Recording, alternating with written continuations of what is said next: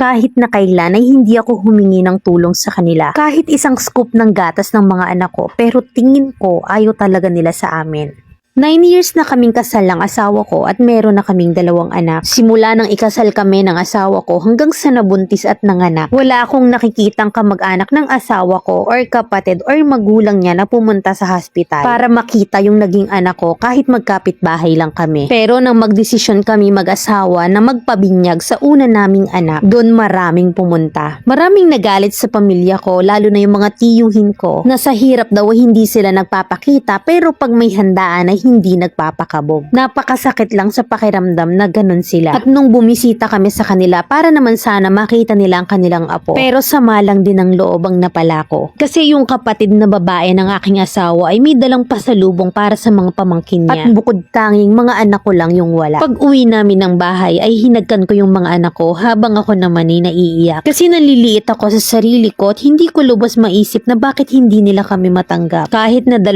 na yung anak namin, ganun pa rin. Nauulit lang lahat yung nangyayari. At nito lang, birthday ng biyenan ko, nag-celebrate sila sa beach, pero sa lahat ng apo at anak, kami pa rin na buong pamilya ang hindi inimbita. Sa akin naman ay okay lang na kahit hindi na lang ako yung pahalagahan, pero pagdating sa anak at asawa ko, nakakadurog ng puso. Hanggang sa mismong mga anak ko na yung nagsabi sa akin na hindi talaga kami mahal at itinuturing na pamilya. Sobrang sakit para sa akin ang lahat ng nangyayari, na sa lahat ng pinakikita kong maganda sa kanila ay hindi ko maintindihan anong meron at hindi kami matanggap. Kahit kailan ay hindi kami humingi ng tulong sa kanila kahit isang scoop ng gatas ng mga anak ko. Or siguro talagang ayaw talaga nila sa amin. Mas mahal pa nila yung ibang kapatid ng asawa ko na umaasa sa kanila. Ang tingin ng lahat ng tao sa pamilya ng asawa ko ay napakabuting tao dahil nagseserbisyo rin sila sa simbahan. Pero iba yung nakikita ko. Madamot sila pagdating sa amin. Sinasabi ko na lang sa mga anak ko na hayaan na lang, na kung hindi nila maramdaman yung pagmamahal sa kanila, ang importante mahal na mahal ko sila. Minsan, pamilya niya yung dahilan kung bakit gusto kong hiwalayan yung asawa ko. Kasi parang minamata nila ako at hindi nila nirirespeto yung mga anak ko. Please, Mami Len, kailangan ko ng advice. Letter sender,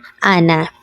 Ang sabi mo, never naman kayong nanghingi sa kanila at mas mahal pa yung mga parasites na umaasa sa kanila. So yun na yun. Meron kayo kaya kakompetensya ang tingin sa inyo at nakakaluwag kayo kaya maybe kinaiinggitan din kayo. Nung nanganak ka sa first baby mo, walang magkusang dumalaw, no? Maaaring pwedeng wala rin silang tulong financial na maibibigay kaya hindi ka napuntahan. So hindi na lang nagpakita kasi takot din namang mahingan. Or di kaya ay gipit dahil sa dami ng umaasa. Pero the nerve na nung binyagan ha, syempre kainan yan, sino ba namang papahindi? Libre na, busog ka pa, dighay ka pa. Malamang sa malamang na present talaga yung iba kahit hindi naman invited. Yung asawa mo, bakit hagyan ang sumilip sa kwento? Kasi bilang padre de pamilya at sa pamilya niya ang may problema, dapat may ginagawa siya para maging smooth ang situation. Kaya ba nasabi mo sa huli na gusto mong hiwalayan dahil ba same lang din ang treatment at walang ginagawa para maging good term kayo ng pamilya niya? Mami, deserve niyong mag-iinang magkaroon ng peace of mind at lumayo sa mga toxic na tao. At huwag ipagpilitan ang sarili nyo sa hindi kayo gusto. Huwag mong hayaan na magstay kayo sa ganyang unfair treatment. Minamata ka at walang respeto sa mga anak mo, then leave. Don't beg. Make ties with those who drain your energy and dim your light. Kasi bukod sa hindi naman sila gold, hindi ka pinalaki ng magulang mo para ganyanin lang. Same sa mga anak mo na hindi mo inilawal para itrato ng ganyan. You deserve to be loved the way you wanted to be. And trust me, mas masarap pakinggan ang kuliglig sa gabi kesa magstay kayo sa mga bayawak na yan.